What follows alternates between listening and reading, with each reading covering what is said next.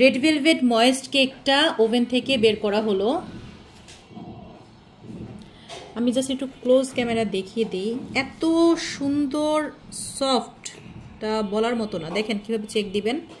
একটা কাঠি আমি এভাবে দিয়ে একবার নিচ পর্যন্ত বের করব, একেবারে ক্লিন আসছে দেখুন। ঠিক আছে,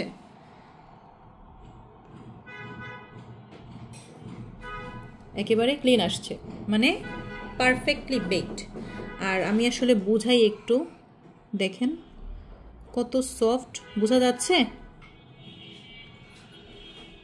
এই যে দেখুন, একেবারে গরম এখনো। হ্যাঁ, তো এটা একটু ঠান্ডা হোক, ঠান্ডা হওয়ার পরে ডিমোল্ড করব। আর খেয়াল করুন মোল্ডের অর্ধেক কত সুন্দর ভরে গেছে।